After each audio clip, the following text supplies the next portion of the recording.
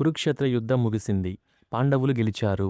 కానీ అసలైన శక్తి మాత్రం ద్వారకలోనే ఉండేది. ఆనాడు యాదవ సైన్యం ఎంత బలమైనది అంటే ముల్లోకాలలో వారిని ఓడించేవారు ఎవ్వరూ లేరు.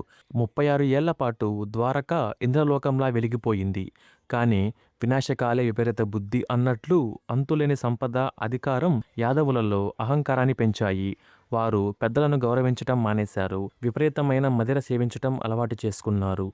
మదిర అంటే మద్యం. శ్రీకృష్ణుడు అన్నీ గమనిస్తున్నా కాలం యొక్క నిర్ణయానికి కట్టుబడి మౌనంగా ఉండిపోయాడు. విధి ఎలా ఆడుకుందో చూడండి. ఒకవైపు గాంధారి శాపం శ్రీకృష్ణుడిని వెంటాడుతుండగా ద్వారకాలో మరో ఘోరం జరిగింది. విశ్వామిత్రుడు, కన్వుడు, నారదుడు వంటి గొప్ప ఋషులు ద్వారకకు వచ్చినప్పుడు కృష్ణుడి కొడుకైన సాంబ స్త్రీవేషం వేసుకొని వారిని అవమానించాడు. ఆగ్రహించిన ఋషులు, నీ గర్భం నుండి పుట్టే ఇనుప ముసలం వల్ల సమస్త యదువంశం నాశనమవుతుంది అని శపించారు. ఆశ్చర్యకరంగా మరుసటి రోజే సాంబ ఒక ఇనుప రోకలిని ప్రసవించాడు. అది చూసి భయపడిన పాండవులలో ఒకడైన ఉగ్రసేనుడు ఆ రోకలిని పొడి చేసి సముద్రంలో కలపమని ఆజ్ఞాపించాడు. ఇక దాని ప్రకారమే ఆ రోకలిని పొడి చేసి సముద్రంలో కలిపేశారు. వినాశనం దగ్గర పడుతున్నప్పుడు ప్రకృతి హెచ్చరిస్తుంది.